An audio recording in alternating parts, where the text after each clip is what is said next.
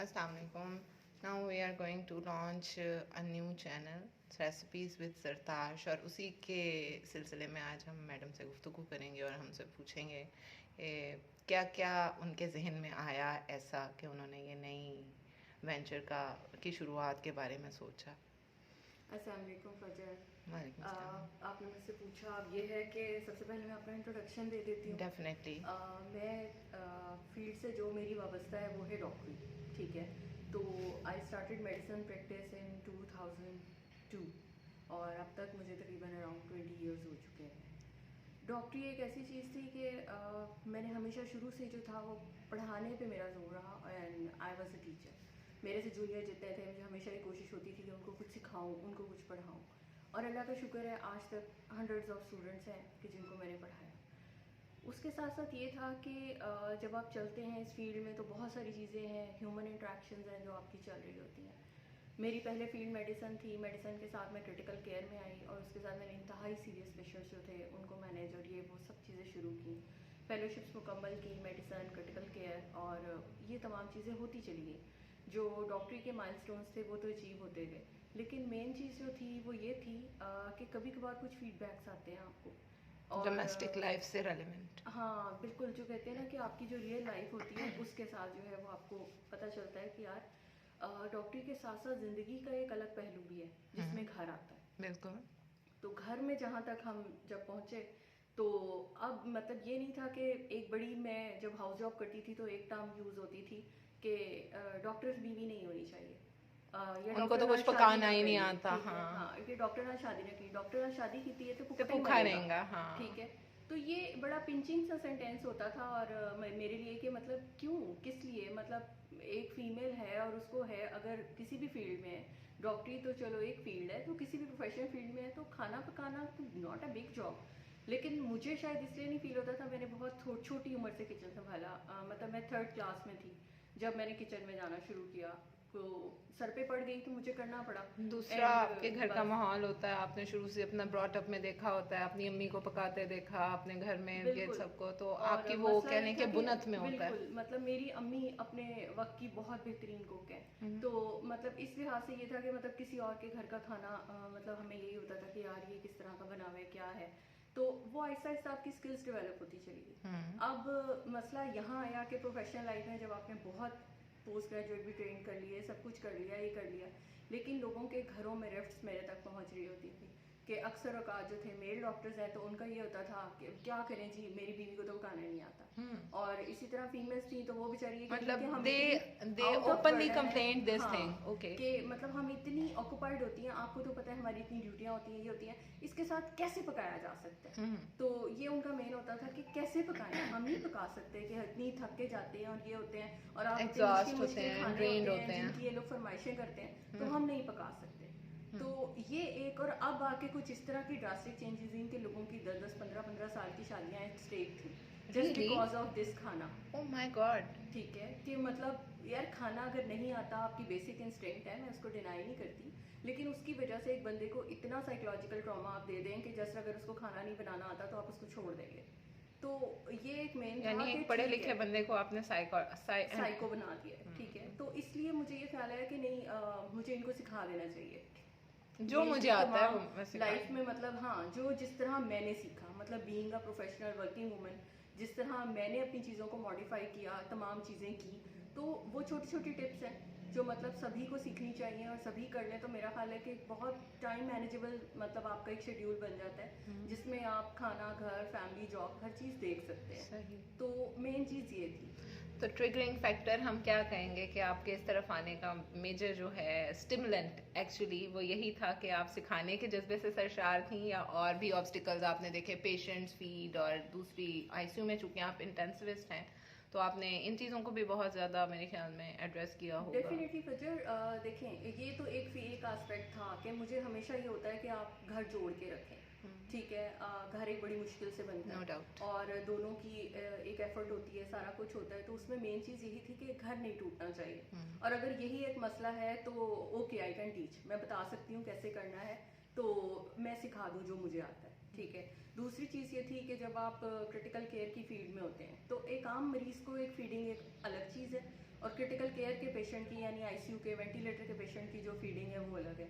अब उसमें बहुत सारे लोग मेरे से पूछते थे, मैंने अपने शॉप में जो थे वो डाइट चार्ट्स उन लोगों के लिए बनाए, उनको खुद डिजाइन किए, खुद डिज़ाइन किए कि मतलब ऐसे इनको खुराक देनी चाहिए, इसमें इतनी कैलोरीज जाती हैं, सारा कुछ है।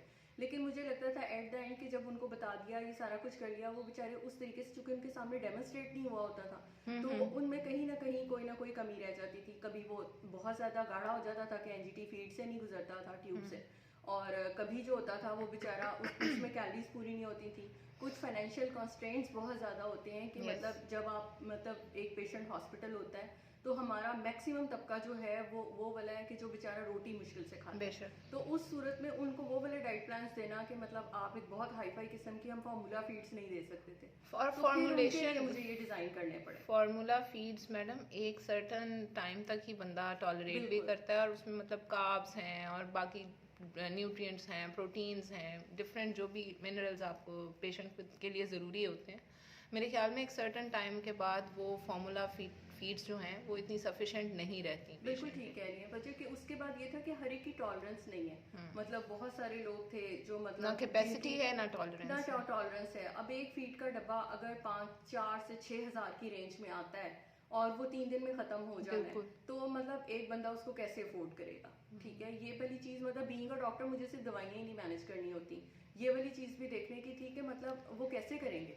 मैं उनको लिख तो दूंगी, लेकिन उनका डेफिनेटली वो दवाई पूरी करेंगे, वो जो उसकी खाना पूरा करेंगे, वो क्या करेंगे?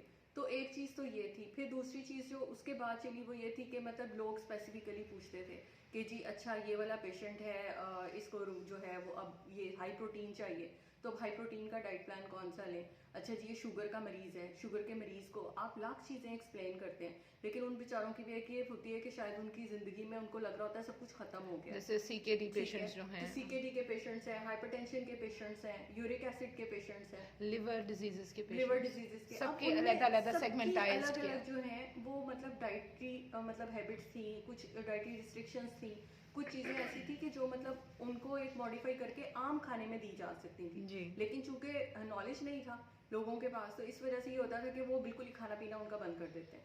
अब नतीजा ये होता है कि उसको ना कैलोरीज मिल रही होती है, ना खाना मिल रहा होता है, और वो डे बाय डे अपनी बीमारी के साथ नीचे जा रहा होता है, वेट लॉस हो रहा होता है। ठीक है, तो हालांकि उसकी केयर बहुत हो रही होती है, लेकिन खाने में चूंकि आप उतने पर्टिकुलर नहीं होते तो उनको समझ नहीं होती।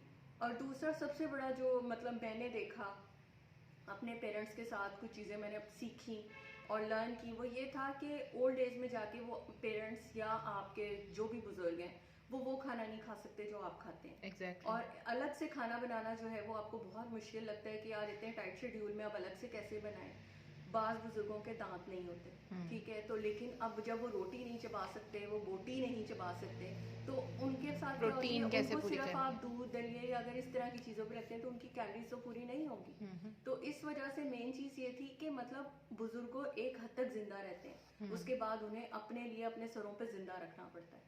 तो उसके लिए मेन चीज़ ये थी कि उनके लिए कुछ अलग से डिज़ाइन करूँ, उनको करूँ। मैंने अपने फादर ओल्ड एज में, मदर ओल्ड एज में थी, तो उनके लिए जो चीज़ें मैंने की, मुझे जब मैं दूसरों को बताती थी कि यार ये बहुत आसान है, इसको आप इस तरह करके रख लें तो उनकी calories, diet, each and everything, पेट, हर चीज़ ठीक रहेगा। तो वो एक इशू था कि मतलब लोगों का बड़ा ये सवाल होता था कि अम्मी जी तो कुछ खाती नहीं है। मतलब मैं क्लिनिक पे पेशेंट्स देखती हूँ तो आम चीज़ यही होती है कि जी अम्मी जी तो कुछ खाती नहीं है, अब्बा जी तो कुछ लेते ही नहीं है, फलाना नहीं है, नहीं जी ये नहीं, किस तरह खवाइए, की करिए। तो ये वाली सारी चीज़ें जो आपकी थी उसमें यही था कि शायद उनको बताने में और उनको सिखाने में डिफरेंस है कि वो एक चीज़ शायद देख लेंगे तो उसको उनके लिए अप्लाई करना आसान होगा कि अच्छा ये इतनी इजीली बन जाती है, तो ठीक है हम इसको लेके आगे चलते हैं। फिर मेन इशू ये था जो आजकल के दौर का आपका है कि मोटापा, ठीक है, मतलब एक मोटी बंदी स्पेशली अगर वो फीमेल है तो मतलब उसके लिए जिंदगी के दरवाजे सारे आपके लिए बंद हो जाते हैं, आप उसको बुलिंग से स्टार्ट करते हैं राइट एट स्कूल, और उसके बाद वो बच्चा बड़ा होता जाता है, ये है तो कॉलेज, यूनिवर्सिटी, किसी जगह, इवन घर के फंक्शंस, इवन अपने बहन भाई इवन उसको एक्सेप्ट नहीं करते। डिप्रेशन से उसके मोटापे में इजाफा ही हो रहा होता है डेफिनेटली। ठीक है, जब आप एक बच्चे को टारगेट ये रखते हैं कि ये मोटा है ठीक है, उसको मुख्तलिफ नामों से बुलाते हैं ये। तो वो बच्चे इतने डिप्रेशन में चले जाते हैं, उनकी हार्मोनल चेंजेस वो वाली आती हैं कि वो आप सोच भी नहीं सकते कि वो कहाँ एंड अप करते हैं। तो मेरे पास इस तरह की यंग बच्चियाँ वो आती थी, बच्चे आते थे कि जी हमें स्कूल कॉलेज में ये कहते हैं, फलाना कहते हैं। उन्होंने अर्ली कुछ डिजीजेज एक्वायर कर ली थी, जैसे फैटी लिवर है, ठीक है, वो उनका था। बच्चियाँ हैं तो उनमें पीसीओएस के मसले थे, ठीक है, मेंस्ट्रुअल इरेगुलरिटीज़ थी, इंसुलिन रेजिस्टेंस थी, अर्ली डायबिटीज़ थी। तो ये सारी वो वाली चीज़ें थी कि जो मतलब आप उनको जो है देते थे कि जब वो सबसे बड़ा ये होता था ट्रॉमा कि वो बच्चे ही कहते थे नीचे हमने कोशिश की हमारा वेट लॉस नहीं हो रहा। अब जब आप उनसे उनकी रूटीन पूछते हैं, मतलब बहुत सारे डाइटिशियंस प्लान देते हैं, सारा कुछ है, लेकिन एक चीज़ होती है बच्चे की साइकी। हाँ, एक बच्चे की साइकी एक चीज़ होती है कि आपको उसको साथ लेके चलना होता है, ठीक है। तो एक दफ़ा जो है वो उन बच्चों को जब आप रिव्यू करते हैं, आप उनकी चीज़ें देखते हैं, तो आपको लगता है कि कहीं पे कुछ कॉम्बिनेशंस में, कुछ बच्चे की तरफ से, कुछ डाइट में कहीं ना कहीं कुछ चीज़ लैकिंग है। तो वो वेट स्टक अप क्यों होते हैं, मेन ये था कि जी अगर वेट लॉस कराना है तो स्टक अप क्यों है, बच्चे ये कहते हैं। और उसके बाद वो मजीद डिप्रेशन में जाते हैं कि मैंने 1 साल कुछ नहीं खाया और देखिए मेरा वेट वहीं का वहीं तो है। मैं क्यों करूँ, ठीक है, फिर मैंने ऐसे ही मर जाना है, ठीक है। तो ये वाली चीज़ें जो है ना, उनसे आपको बच्चों को निकालना है कि मोटे होना मतलब एक ठीक है, आप शुरू से कंट्रोल करें, लेकिन अगर हो गया है तो फिर उन बच्चों से जिंदा रहने का हक ना चाहिए। तो फिर मुझे ये था कि इस पे काफ़ी काम किया कि मतलब वेट लॉस कैसे कराना है, और weight loss, healthy weight loss कैसे कराना है। वेट लॉस नहीं सिर्फ होता, उसके लिए तो आपको खुद भी पता है कि यूट्यूब क्या हर जगह बहुत सारे चैनल्स हैं प्लान्स जो प्लान्स आपको दे रहे होते हैं कि जी एक हफ्ते में लूज कर लें, ये कर लें, 1 मंथ प्लान्स, 1 मंथ प्लान। लेकिन मेन चीज़ ये होती है कि हाउ आपने उस बच्चे की हेल्थ को बरकरार रखते हुए फिर कैसे उसका जो है वो वेट लॉस कराना है। बड़ी उम्र की खवातीन है या कुछ हैं जिनके मैरिड का भी एक बहुत ज़्यादा एक इशू है, उनके इश्यूज हैं, तो उनमें ये था कि जी अब हम क्या करेंगे, फैमिली तो कंप्लीट हो गई। उनके मसले ये थे कि उनकी एंजाइटी डिप्रेशन के जी हम इतने मोटे हो चुके हैं तो हमारी मैरिटल लाइफ की अट्रैक्शन खत्म हो गई। एग्जैक्टली, ठीक है, हमारा शौहर हमें टेंशन नहीं देता कि जी ये इतना मतलब मोटा है, ये है, वो है। तो बड़े वेग से कमेंट्स थे जो मतलब इस तरह वो चल रहे थे। But unfortunately these all the part of our society. बिल्कुल बिल्कुल, ये सारी चीजें एक ट्रॉमा हैं जो कि हम फेस कर रहे हैं, हमारी खवातीन भी फेस कर रही हैं, हमारी लड़कियां भी फेस कर रही हैं। आप ये देखें कि एक बंदे की सारी उम्र उसने 15-20 साल आपके साथ गुजारे हैं, एंड दैट्स ओनली थिंग कि आप उसकी वफादारी, उसकी खिदमत, ईच एंड एवरीथिंग, क्वालिटीज़ को सिर्फ साइड में रख के सिर्फ उसकी फिगर उस पर चले जाते हैं कि जी ये मेंटेन नहीं है तो ये डिस्कार्ड है, ठीक है। तो ये चीज़ बड़ी ट्रॉमेटाइजिंग है कि एक बंदे को आप बिल्कुल सिक माइंडेड लोग हैं हमारी डिस्कार्ड कर दें कि यार ये चूंकि मेरे एस्थेटिक जो है वो साथ ये पूरा नहीं उतरता तो नहीं है। और लोगों ने ये किया, 20-20 साल की शादियां, अब उन्होंने जो है वो बहुत यंग दोबारा दूसरी शादियां की। लेकिन मेन चीज़ ये है कि फॉर हाउ लॉन्ग। तो मुझे यही था कि मैं अपनी मतलब उनको पेशेंट्स को यही कहती थी कि आप अपने आप को मेंटेन करें, ठीक है। तो एक मेन चीज़ जो थी वो थी कि आप कैसे इनको जो है वो लेके चलेंगे। फिर सबसे बड़ा जो था वो डॉक्टरों का, मैं फिर दोबारा आ रही हूँ इसी फील्ड पे क्योंकि उनसे तो बहुत ही इंट्रैक्शन मेरी रहती है आपकी कि वो मेरी फ्रेंड्स हैं और सारा कुछ है। उनका सबसे बड़ा मतलब दुख ही था कि यार टाइम नहीं मैनेज होता, ठीक है, तो हम टाइम में कैसे बनाएं। अब अगर बिरयानी है, तुम्हें पता है बिरयानी में तो इतने 1.5-2 घंटे लग जाते हैं। तो अब बंदा जाके ड्यूटी से थका हुआ जाए तो 2 घंटे में चूल्हे के आगे तो नहीं खड़ी रह सकती। अब मसला ये होता है कि वर्किंग वूमेन पे डबल जिम्मेदारी होती है, उसने घर भी देखना है और उसने बच्चों को भी देखना है। तो पूरी चीज़ एक प्रोफेशनली जब आप देखते हैं तो आप उस शख्स को ये मार्जिन देने पे तैयार नहीं होते कि उसने कितनी जगहों पे ऑक्यूपेंसी है उसकी। आप सिर्फ ये चाहते हैं कि मेरा घर मेंटेन रहे। तो उसमें जब उसको मार्जिन नहीं मिलता तो वो चिड़चिड़ापन, आपस में एंग्जाइटी, डिप्रेशन, ये वाली चीज़ें, लड़ाई झगड़े शुरू हो जाते हैं। तो उस पर काम, मेन चीज़ ये थी कि मतलब कितनी क्विक हो सकता है, ठीक है, कि मतलब बस इतना टाइम हो कि आप मुंह धो के और कपड़े चेंज करके इतना पानी शानी पिए तो तकरीबन 15-20 मिनट के अंदर अंदर आपका खाना रेडी हो जाए।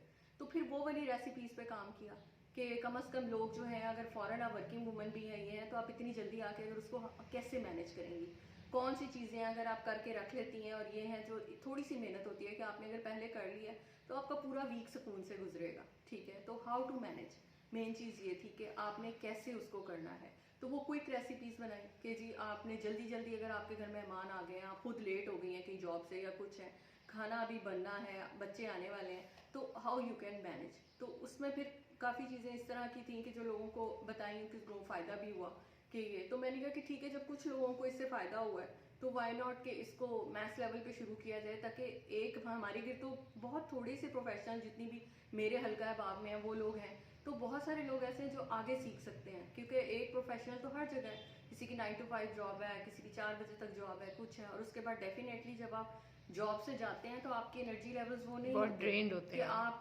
बिल्कुल जाके वहाँ पे एक प्रोफेशनली 4 घंटे वाली खाना बनाना शुरू कर दें। नहीं, आपको खुद को भी स्पेस देनी है और आपको घर वालों को भी स्पेस देनी है।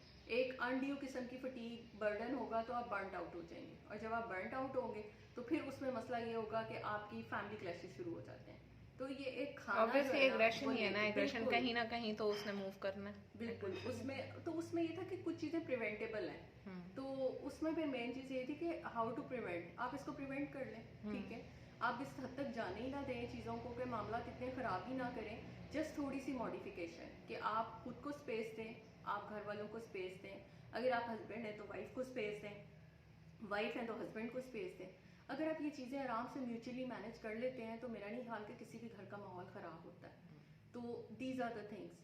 फिर लोगों की मिथ्स थी बहुत ज़्यादा कि जी पेशेंट्स आते हैं हमारे पास क्लिनिक पे, तो पेशेंट्स यही पूछ रहे होते हैं डॉक्टर साहब ये चावल खाएंगे खा तो सकते हैं, नशा हो रोटी जाएगा, खा लें, हाँ। ये खाएंगे तो इसके बाद तो डॉक्टर साहब पेट खराब हो जाता है, डॉक्टर साहब ये ऐसे नहीं इसके खाना। बाद दूध पी लिया तो इसके बाद ये हो जाएगा, हाँ, और तो इसके वो बाद इससे इस तरह पहले की ये खा myths थी लिया। पेशेंट की कि आप लाख उन्हें कोशिश करें कि ऐसे नहीं करना, आपने इस तरह करके ये चीज़ खा सकते हैं, तो वो है।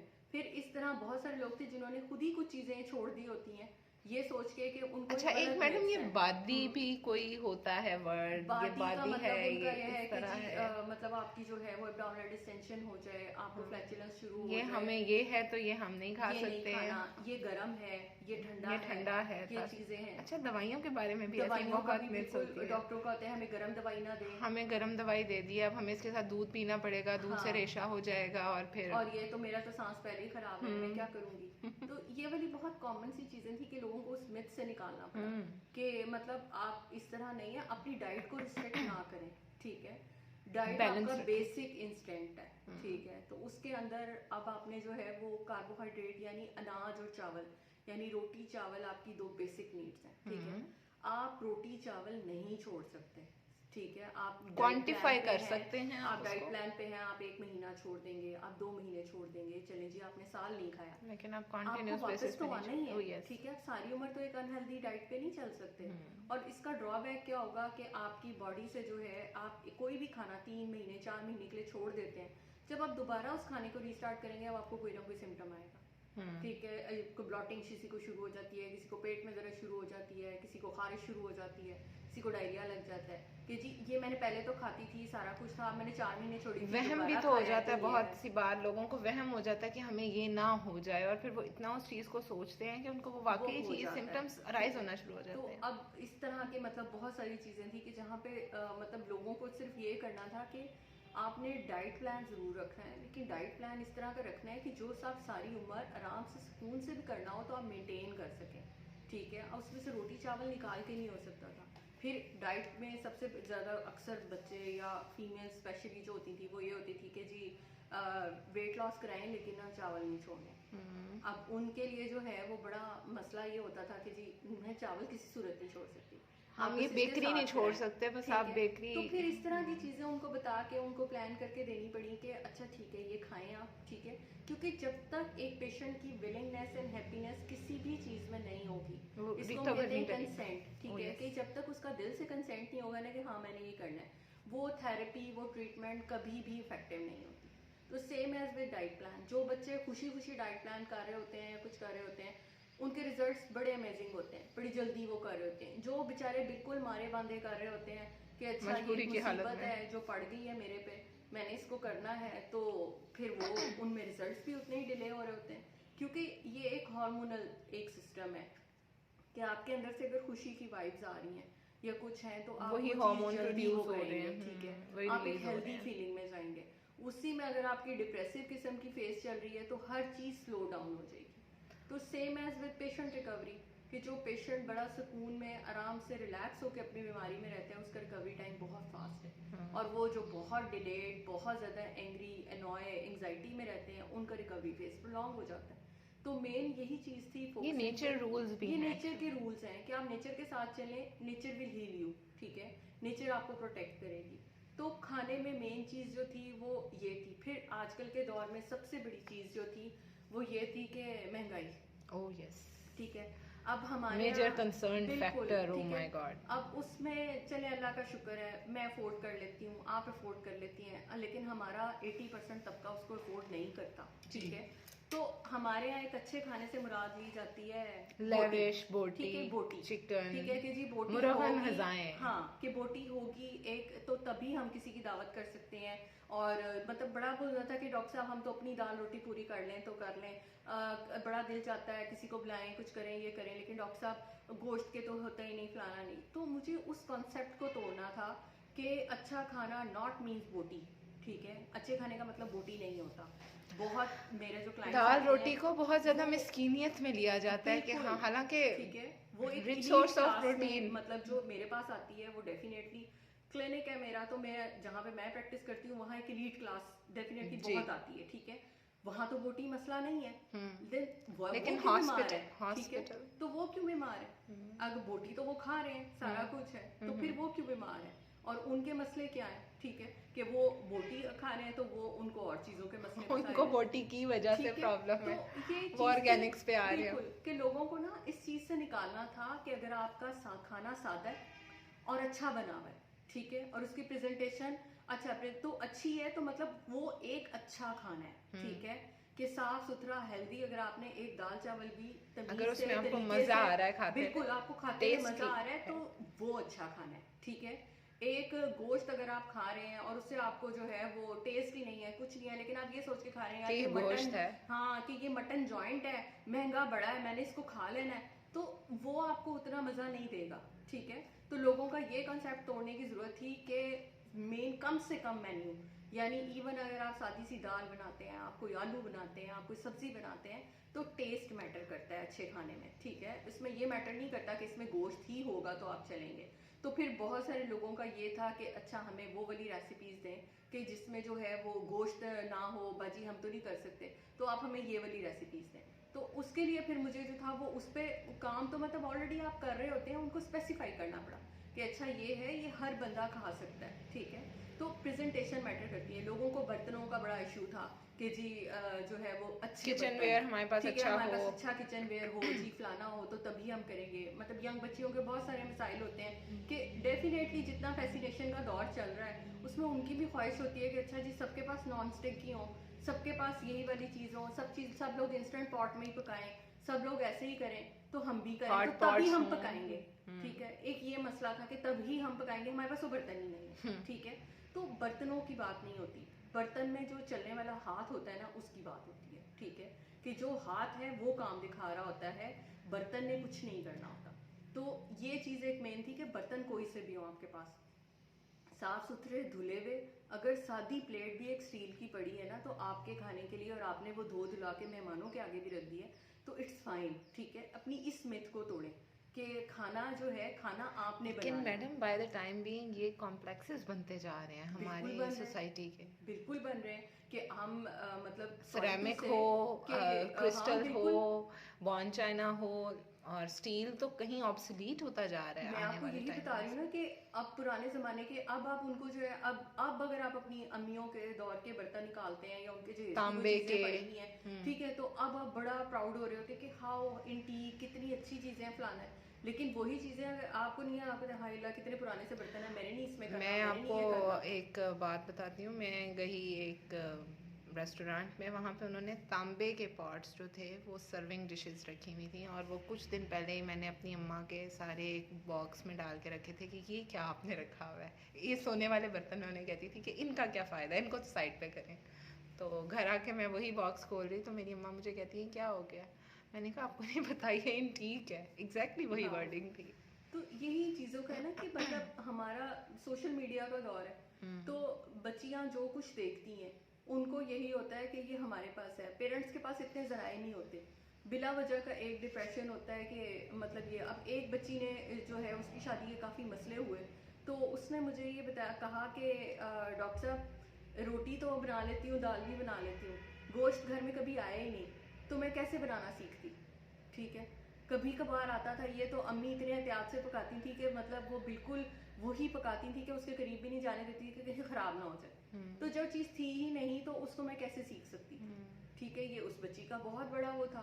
तो अब इस तरह के भी कुछ फाइनेंसेस हैं, हमें ये स्टोरियाँ लगती हैं क्योंकि हम आराम से अफोर्ड कर रहे हैं, हम खा रहे हैं, सारा कुछ है।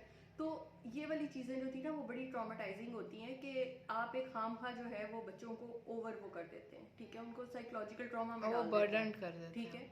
वक्त के साथ साथ हर बंदा सीखता है, ठीक है, और हर वक्त सिखा देता है, और वक्त मैनेज करना भी सिखाता है, बिल्कुल सिखाता है। टैकल किस तरह करना है, किस सिचुएशन में किस तरह से आपने अपने आप को टेलर करना है, ये वक्त सिखा देता है। टाइम दे। लेकिन अभी वो जो जिस एज ग्रुप की आप बात कर रही हैं उसकी ऑब्जर्वेशन रेट थोड़ा कम है, उसको इन चीज़ों को समझने में सीखने में वक्त लगेगा। हम में तेज़ी बहुत ज़्यादा है, हम हर चीज़ कहते हैं कि ये शॉर्टकट नहीं होगी तो ये नहीं हो सकता। हमने ऑल्टरनेटिव कभी भी उसकी तरफ जाने की कोशिश नहीं की कि ऑल्टरनेटिव क्या होगा इसका। हम अगर स्टील हमारे पास है तो स्टील इज़ गुड। आप और भी अगर आपको नॉन स्टिक ही चाहिए तो ज़रूरी नहीं है कि उस वक्त वो नॉन स्टिक भी सही काम कर रहा हो।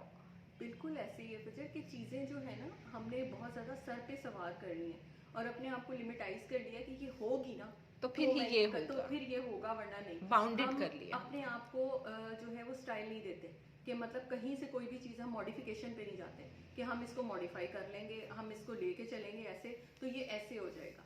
हमारे दरमियान में जहन में ये होता है कि नॉन स्टिक बर्तन शायद खाना अच्छा बनाता है या इंस्टेंट पॉट खाना अच्छा बनाता है, ये चीज़ें या इसमें ये बहुत स्पाइसेस महंगे डलेंगे तो ही इसमें टेस्ट निकलेगा, टेस्ट एनहांसमेंट इस चीज से। टेस्ट एनहांसमेंट सिर्फ और सिर्फ ये आपकी देसी कैलकुलेशन होती है एंड दैट्स आपके देसी स्पाइसेस। हाँ बिल्कुल, यानी सादे स्पाइसेस जो हैं सिंपली जो है वो आपका एक जस्ट वाव खाना बना सकते हैं, ठीक है।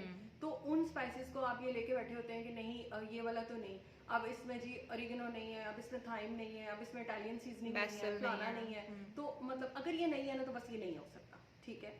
कुछ चीजें हैं जिनकी डिमांड है ये है, और वो वाली चीजें जो आम तौर पे हम डेली खाते भी नहीं खाते, और बहुत से लोगों को अभी भी उनके टेस्ट बड्स जो है वो एक्सेप्ट नहीं करते। तो आपने जो आपकी बेसिक है ना उसमें ये है कि आप एक सादे, जिस तरह का हमारा कॉन्टिनेंट है तो हम एक खास स्पाइस पे ट्यून अप हुए हैं, उसी स्पाइस को अगर आप आगे पीछे आराम से अपने हाथ के हिसाब से एडजस्ट कर लेते हैं तो आप बहुत वेरिएशन आप पैदा कर सकते हैं। वेरिएशन, अब लोगों को ये कॉन्सेप्ट होता था कि जी एक खाना एक वक्त में बन गया है तो अब ये 2 टाइम का ये मेन फैक्टर है, ठीक है।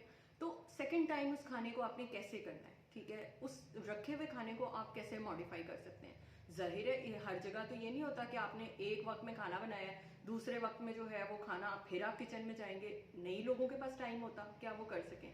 तो उसी में वेरिएशन कैसे लाई जा सकती है, ठीक है। मेन ये था कि मतलब चीज़ों को वेरिएबल रखें, चीज़ों में नए नए स्टाइल्स देते रहें। तो ये जस्ट आपके हाथ की गेम होती है कि आपने कैसे सोचा और आपने कैसे अपना खाना डिज़ाइन किया, ठीक है। अब खाने में वही सैलड सलाद होती है, वही दाल चावल होते हैं, और वही सिर्फ आपका ये होता है कि आपने कॉम्बिनेशन कैसे बना दी है, ठीक है। तो वही चीज़ जो है आपकी वो इतनी प्रेजेंटेबल होती है कि लोग शायद आप किसी होटल के कुजीन से ज़्यादा आपके खाने को प्रेफर करते हैं कि जी ये दाल चावल मच बेटर, ठीक है।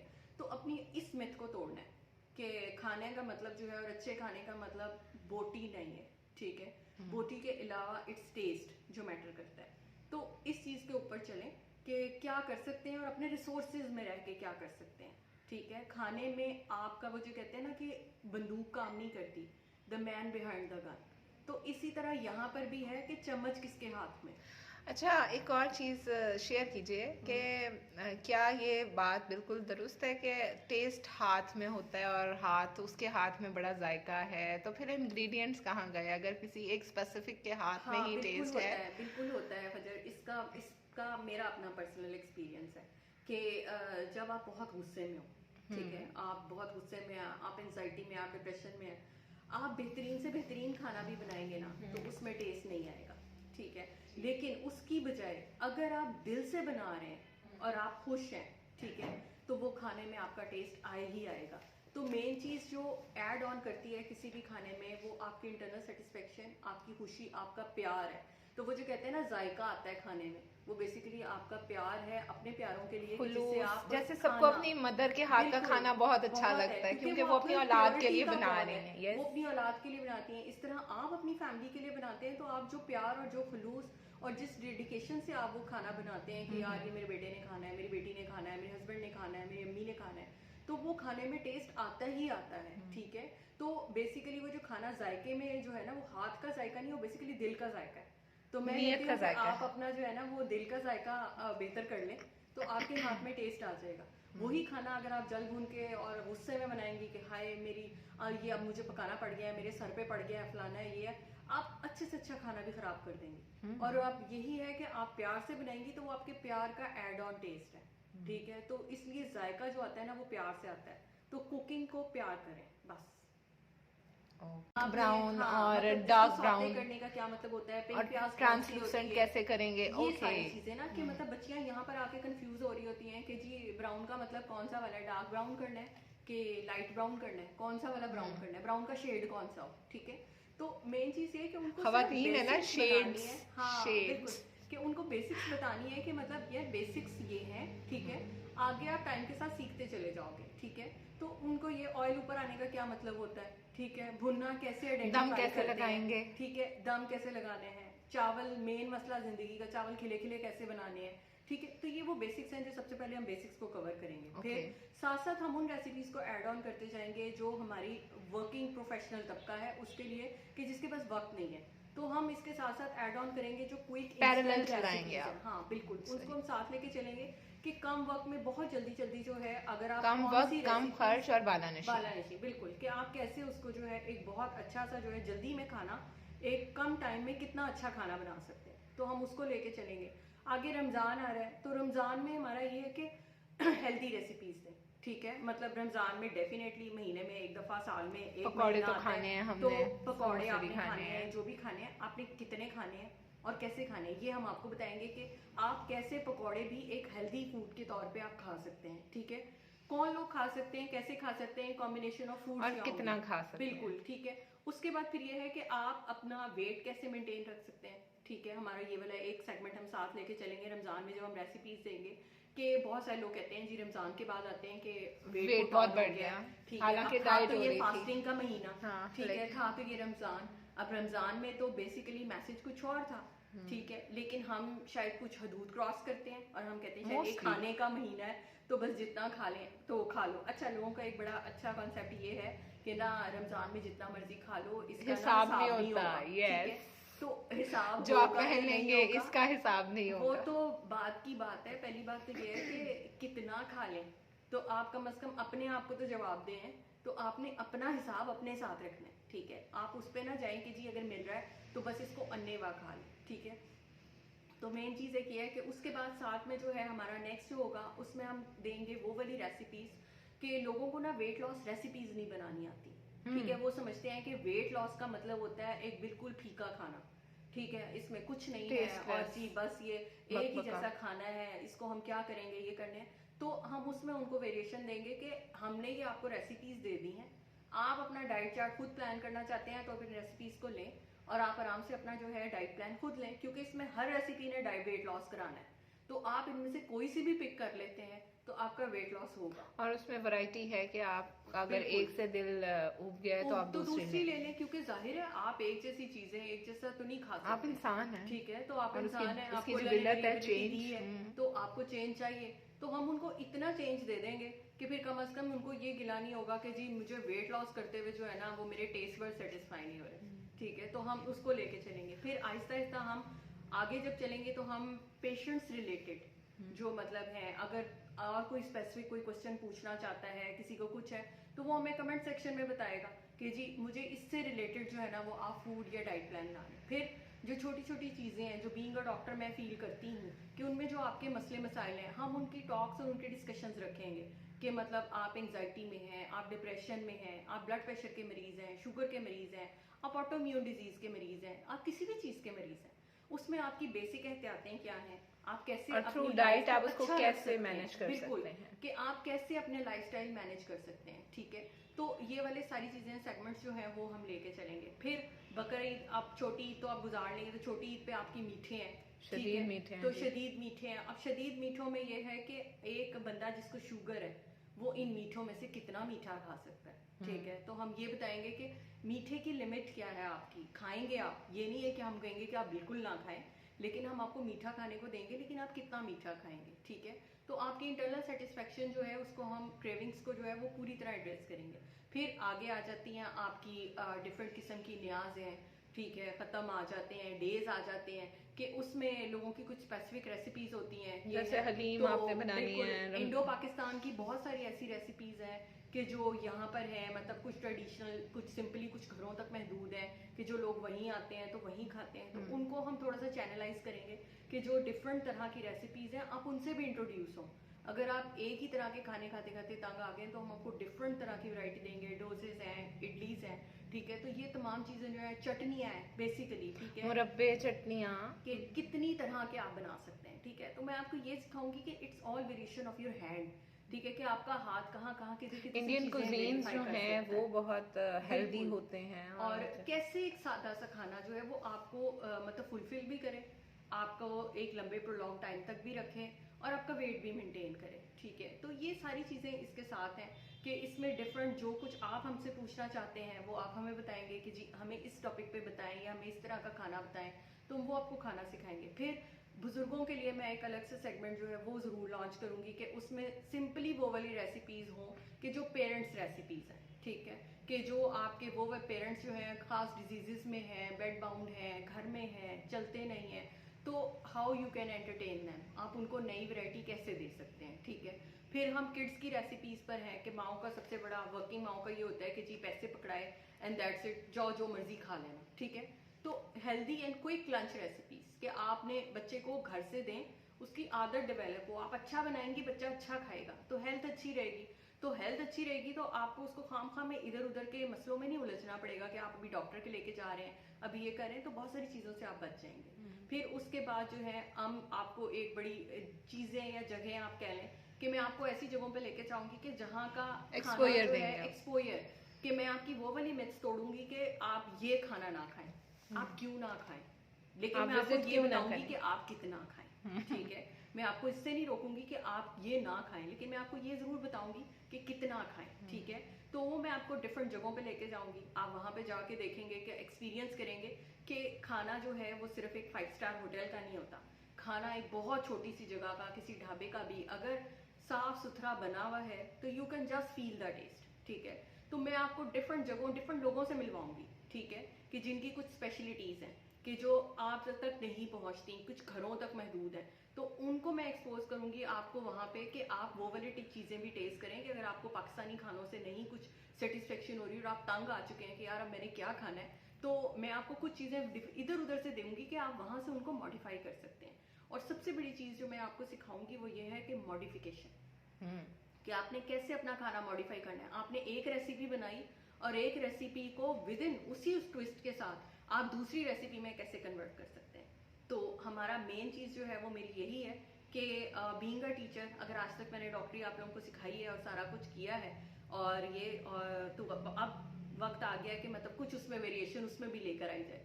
तो इतने लोगों की फरमाइशें थी कि मैडम हमें सिखाएं, क्योंकि डेफिनेटली मैं हॉस्पिटल कुछ ना कुछ तो बना के लेके ही जाती हूँ, तो वो सारे लोग खाते थे। अब उन लोगों का ये होता था कि शायद ये बहुत टाइम लगा है, तो मैं जब उनको कहती थी नहीं यार ये बहुत जल्दी बन गई है और ये मैं तो बना के अभी सुबह ही लेकर आई हूँ, तो उनको ये होता था कि नहीं ये नहीं हो सकता। तो इसलिए अब मेरा ख्याल है कि उस चीज़ को जो है वो सभी लोग सीखें, अनवील कर दिया हाँ जाए। बिल्कुल, मतलब उन फैक्ट्स को जो बंदा कहता है कि यार ये सिर्फ मेरी ज़ात तक है, ये मेरे टिप्स एंड ट्रिक्स हैं, तो उन टिप्स एंड ट्रिक्स को मेरा ख्याल है कि अगर किसी का भला हो सकता है तो बेहतर है कि उसको खुलूस से आगे पहुंचा दिया जाए। और मेन चीज़ जो सबसे बड़ी मैं मतलब इस चैनल के थ्रू कहना चाहूँगी वो ये है कि रिस्क अल्लाह देता है, ठीक है, लेकिन उसका मुनासिब इस्तेमाल कैसे है, ठीक है। कि खाना जो है वो तो आप सब खाते हैं, खाना सबको मिल रहा है, और कुछ ऐसे हैं कि जिनको उस तकसीम में शायद अल्लाह की तरफ से इस तरह नहीं मिल रहा, लेकिन शायद हमारी कुछ अपनी ज़ाती तकसीम इस तरह की है कि वो खाना कुछ लोगों तक पहुंच नहीं पा रहा। तो जो लोग खाना बनाते हैं, जो लोग अपना प्यार से लेके उसको चलते हैं और सारा कुछ करते हैं, उनको मैं एक चीज़ ज़रूर कहूँगी कि अपने खाने में ना अल्लाह मियाँ का हिस्सा ज़रूर रखें, ठीक है। अपने खाने में से एक पोर्शन जो है चाहे किसी एक शख्स के लिए है, आप उस खाने में अल्लाह मियाँ का हिस्सा ज़रूर रखें। अल्लाह का कोई ना कोई बंदा आपको मिल जाएगा कि जिसने उस दिन खाना नहीं खाया हुआ। तो एक मैं यही कहूँगी कि आप एक छोटा सा पैक जो है, जब भी आप कोई खाना बनाएं, एक पैक खाने का छोटा सा जो है वो निकाल के रख लें और आप उसे अल्लाह के मेहमान के लिए डेडिकेट कर दें कि जो खाना आपको कहीं रास्ते में कोई नज़र आ जाता है या कुछ नज़र आ जाता है, तो वो लोग जो कहते हैं ना हमारे खाने में बरकत नहीं होती और ये नहीं होता, तो मैं कहती हूँ कि खाने में हमेशा बरकत होती है। आप अपना दस्तरखान वसी कर दें, आप तेवरियाँ चढ़ानी छोड़ दें कि घर मेहमान आएंगे हम क्या खिलाएंगे, जो है आप अगर प्यार से खिलाएंगी तो वो सब लोग खा लेंगे, ठीक है। तो खाने को बांटना शुरू करें, लोगों को मखलूक खुदा तक आप रिस्क पहुंचाना शुरू कर दें, आपका रिस्क बढ़ना शुरू हो जाएगा, ठीक है। तो मेन मैसेज यही है कि खल्के खुदा से प्यार करें और प्यार से बनाएं जो भी बनाना है। खाने में मेन इंग्रेडिएंट प्यार है, आप जितना प्यार डालती जाएंगी खाना उतना टेस्टी बनता जाएगा। इसमें किसी मिर्च नमक मसाले और किसी स्पाइस के डब्बे का रोल नहीं है, इसमें जस्ट आपका सिर्फ आपके प्यार का रोल है। आप खाने में प्यार बढ़ा दें, खाने का टेस्ट बढ़ता जाएगा। तो सिर्फ इतना ही मेरा पैगाम है और हम चलेंगे अपने चैनल के साथ और फजर हमारे साथ रहेंगी। Sure, thank you very much madam, इतना ब्रीफ इंट्रोडक्शन आपने दिया और इतनी खूबसूरत आपने बातें की, और ये जो पैगाम है मेरे ख्याल में it's the crux of our all discussion. Thank you very much. अब हम आपसे रेसिपीज सीखते हैं। चलिए, thank you very much. Thank you buzzer.